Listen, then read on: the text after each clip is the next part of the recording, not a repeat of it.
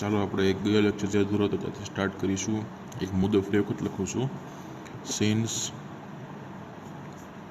Limit z tends to z0, g of z is equal to b is not is equal to 0. We can find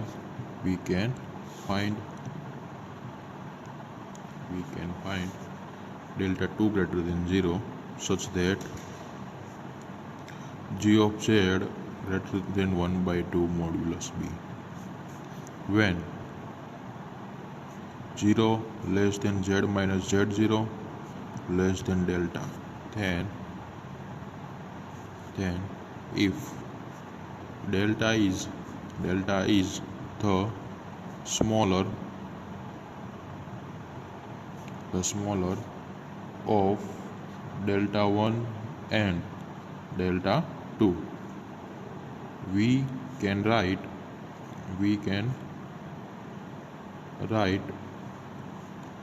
કઈ રીતે લખાશે? Modulus 1 divide by g of z minus 1 by b modulus over is equal to g of z minus b છેદમાં modulus b modulus g of z less than 1 by 2 modulus b square into epsilon divided by modulus b into 1 by 2 modulus b is equal to epsilon. બરોબર છે. હવે જો જ્યાં આપણી પાસે 0 અને ડેલ્ટાની વચ્ચે z માઇનસ z0 આવે, બરોબર, and the result is proved. ચાલો હવે એમાં ડી ભાગ limit z tends to z0 f of z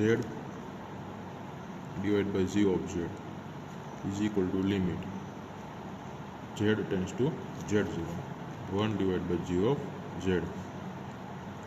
limit z tends to z0 અહીંયા આવશે f of z into limit z tends to z0 1 by g of z. Okay, આ રીતે થાય. આ f of z આવશે.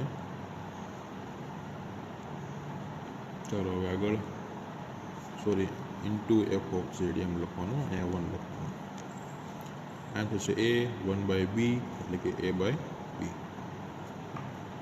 ત્યારબાદ થોડાક એક્ઝામ્પલ આપણે જોઈશું. બરોબર, example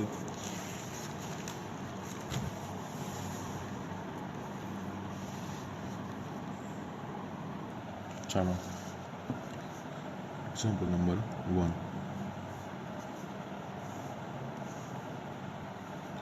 limit z tends to 1 plus I z square minus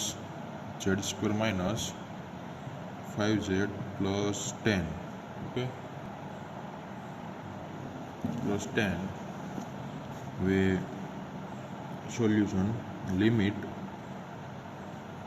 z tends to 1 plus I z square minus 5z plus 10 બધાને સેપરેટ આપી દેવાની. Limit z tends to 1 plus I z square minus 5 into limit z tends to 1 plus I into 10. બરોબર, sorry અહીં plus આવશે, અહીંયા આવશે 1 plus I square minus 5 z થશે અહીંયા 5 into 1 plus I plus 10 1 plus 2I minus 1 કારણ કે I square માટે minus 5I plus 10 એટલે અહીં થશે 5 minus 3I. ચાલો હવે ત્યારબાદ આગળ બીજું એક્ઝામ્પલ એક જોઈએ આપણે. Example number 2. એક્ઝામ્પલ નંબર 2માં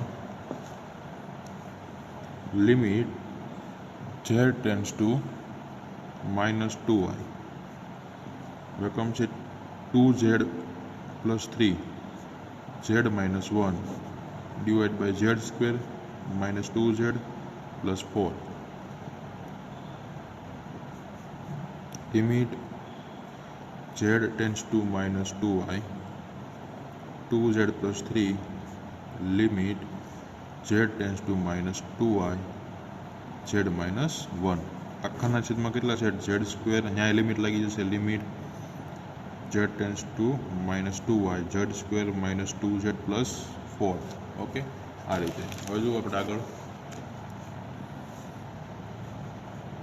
આ લિમિટ આપણે મૂકીએ minus 2y ની, બરોબર છે, minus 2y ની તો કેટલા થશે 3 minus 4y થાય ને, કારણ કે 3 આગળ લઈ લેવી અને માઇનસ વાળું પદ થાય. અહીં થશે minus 2y minus 1 છેદમાં 4i is equal to minus 6i minus 3 plus 8i square plus 4i minus 4i. એટલે કેટલા લખી શકાય, i વાળા ટર્મ એક સાઈડ અને સ્ક્વેર વાળા પણ એક સાઈડ લખીએ તો minus 11 minus 2y, કારણ કે સ્ક્વેર વાળું એટલે કે minus 1 minus 11 by 4i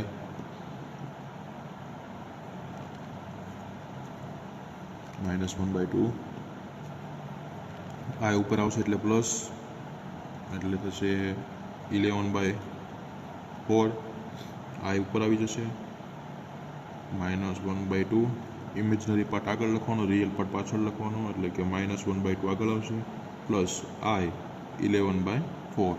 okay, તો આપણે આવડ્યા બીજા દાખલાનું સોલ્યુશન. ચલો એક્ઝામ્પલ નંબર 3.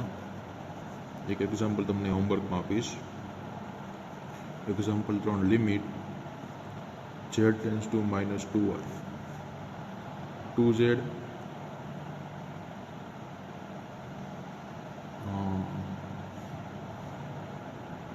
સોરી આ દાખલો નહીં. Example 3 limit z tends to 2 e raised to pi I by 3 z cube plus 8 divided by z raised to 4 plus 4z square plus 16. Solution. ચાલો સૌથી પહેલાં આપણે ભાગ પાડી દઈએ આમના. z raised to 6 minus 64 એટલે કે 2 એનો વર્ગ કરી દીધેલો છે અને એને ભાગવાનો એના વડે. z સ્ક્વેર માઇનસ 4 અહીં કેટલા આવશે z raised to 4 plus 4z square plus 16. Okay, આનું આવી રીતે થાય અવયવ.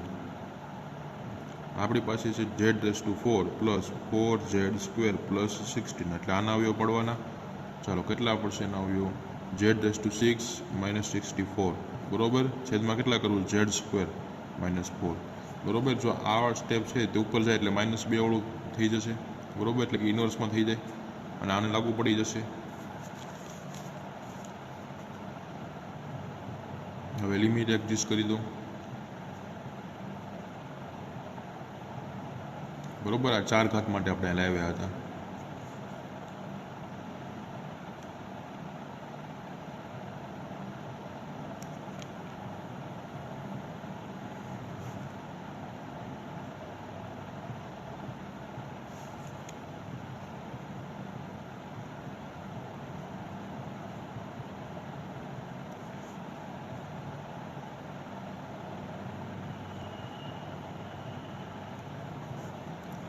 z minus 8 અને z ક્યુબ પ્લસ 8 આ રીતે થશે આના અવયવ. હવે is equal two limit z tends two 2 e raised to pi I by 3 z square minus 4 અને z ક્યુબ માઇનસ 8. આ ટર્મ કેન્સલ થઈ જશે, સોરી આને આ, એટલે 2 ટર્મ વધશે. અંશના છેદમાં ઝેડની કિંમત આપણે મૂકી દઈએ.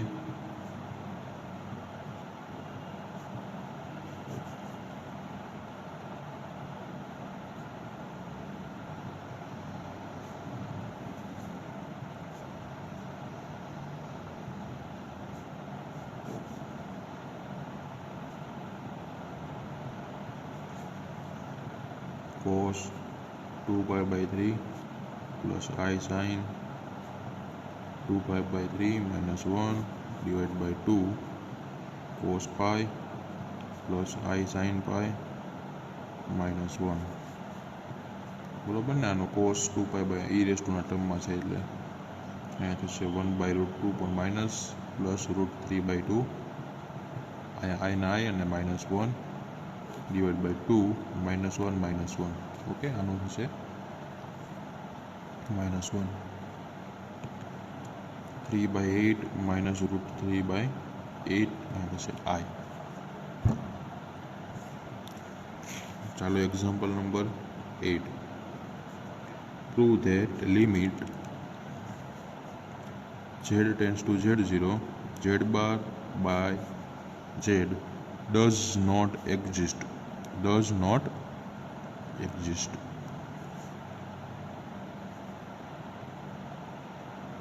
Proof અથવા સોલ્યુશન જે કહો તે. માની લો કે આપણે એક ધારણા કરીએ કે z tends to 0 along the x-axis, then y is equal to 0 and z is equal to x plus iy, જેને આપણે x કહીશું, અથવા z bar is equal to x minus iy, તેને પણ તમે x કહી શકો. So that required limit is limit x tends to 0 x by x is equal to 1. બીજી ધારણા કરીએ z tends to z0 along the y axis. કઈ અક્ષ માટે? y અક્ષ માટે. then x is equals to 0 and z is equal to x plus iy. બરોબર, y અક્ષ છે ઇમેજનરી એટલે iy લખાશે. z બાર માટે શું લખાય? x માઇનસ iy, પણ એને પણ આપણે શું કહીશું? Minus iy. બરોબર, ઉપરનું જે હતું તે માઇનસ એક્સ. ઓકે, આ રીતે એને દર્શાવી શકાય છે. So the required result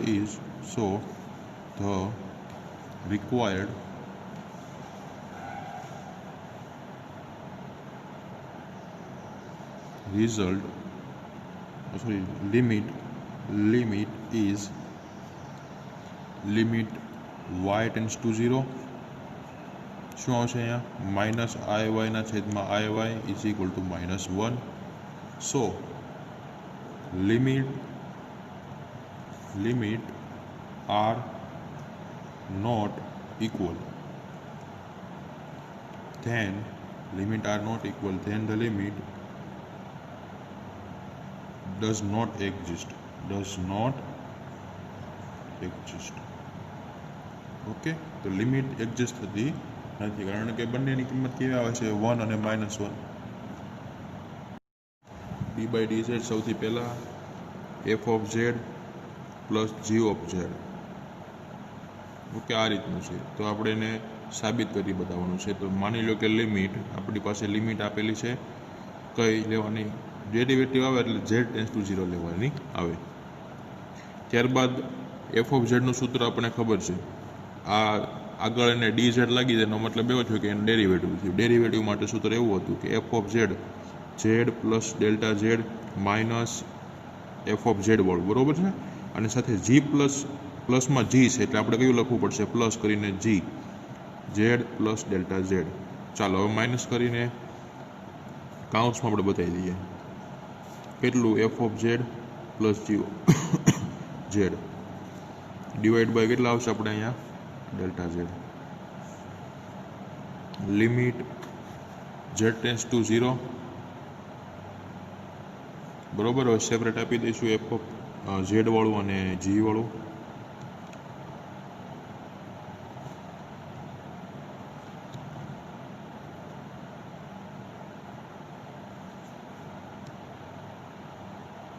gz વત્તા delta z minus g of z divide by delta z d by d z અહીંયા આવશે f of z plus d by d z અહીંયા આવશે જી of Z.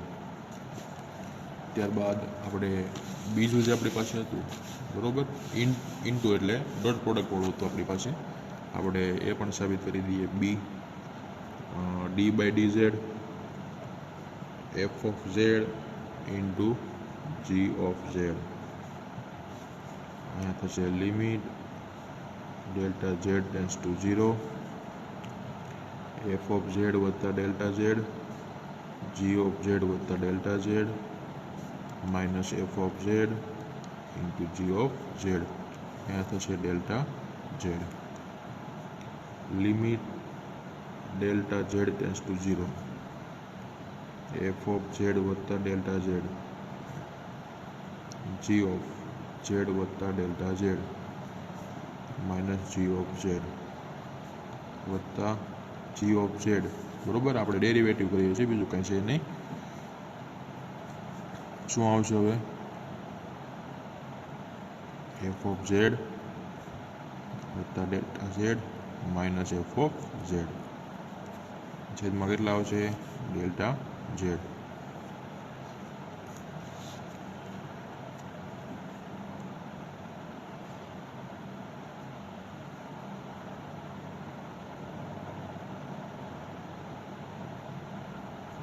Limit delta z tends to 0 f of z plus delta z into limit delta z tends to 0 g of z plus delta z minus g of z divide by delta z plus limit delta z tends to 0 g of z into limit delta z tends to 0 f of z plus delta z minus f of z divide by delta z. આનું કેટલું થશે? F of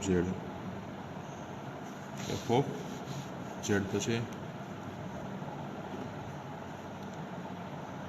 into d by d z g of z plus g of z d by d z f of Z.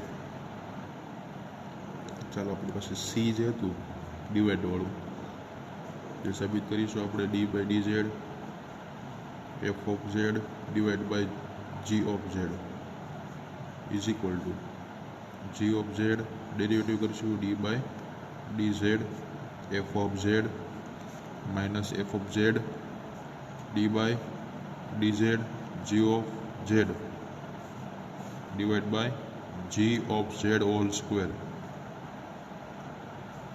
If લખવાની condition, if g of z is not is equal to 0 થાય તો infinity થઈ જાય, 0 આવશે નહીં. માટે લખી શકાય કે limit delta z tends to 0 f of z plus delta Z. આવું આપણે સાબિત કરવાનું છે. બરાબર, હવે આપણે શરૂઆત કરીએ અહીંથી.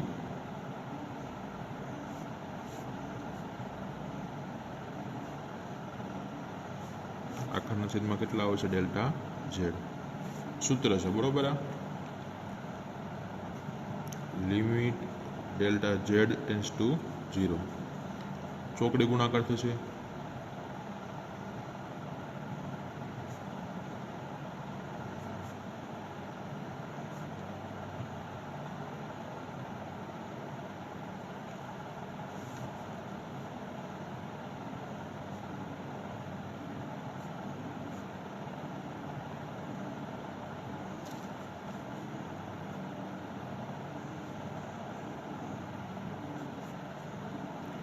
Limit delta z tends to 0 g of z.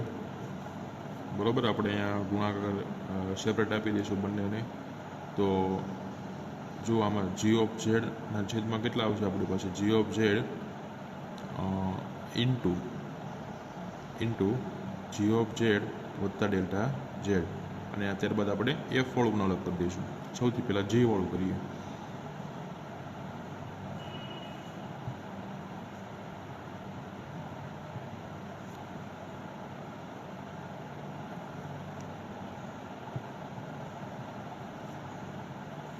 બરાબર. પહેલાં જી વાળું કર્યું, ત્યારબાદ એફ વાળું, એફ ઓફ ઝેડ વત્તા delta z minus f of z છેદમાં કેટલા આવશે ડેલ્ટા ઝેડ પ્લસ કરીને ચાલો હવે આપણે આગળ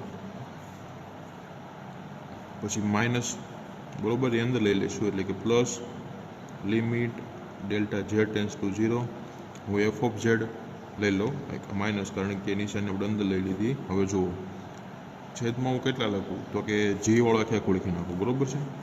જી of z into g of z plus delta z into limit delta z tends to 0. કેટલું આપણે પછી સ્ટેપ કર્યું જી ઓફ ઝેડ વત્તા ડેલ્ટા ઝેડ અને છેદમાં કેટલા છે ડેલ્ટા ઝેડ. હું અહીંયા માઇનસ જી ઓફ ઝેડ કરી દઉં તો એક સૂત્ર બની જશે બરાબર. એવી જ રીતે આપણે એક સૂત્ર બની ગયું. તો હવે આપણે આગળ જોઈએ શું થાય છે. 1/g of Z 1/g of z થશે પહેલાંનું કારણ કે જુઓ ડેલ્ટા ઝેડ હોય ત્યાં શું મૂકવાનું આપણે 0 એટલે આ તો કટ થઈ જશે એટલે આવડો વચ્ચે ખાલી into d/dz f of z minus f of z minus f of z delta z દેખાય ત્યાં 0 એટલે થશે g of z whole square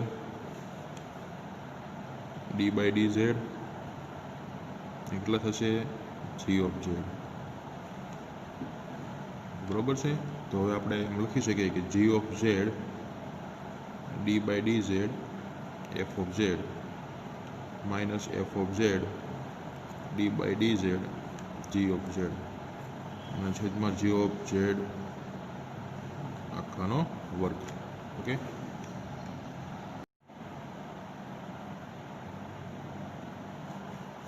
ત્યારબાદ હવે ડિફરન્શિયેબલ આપણે એક રૂલ જોઈ લઈશું. ડિફરન્શિયેબલ rule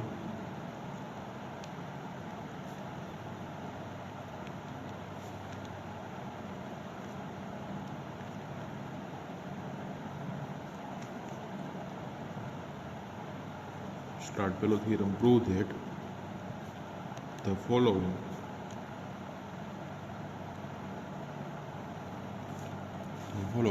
result following assume that the f of z and g of z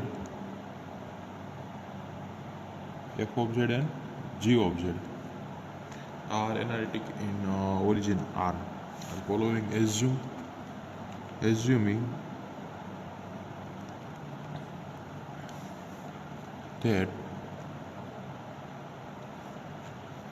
f of z and g of z are analytic in region R. A d/dz f of z plus g of z d/dz આવશે f of z plus total 3 property આપણે proof કરવાની છે g of z ની. Second b d/dz f of z into g of z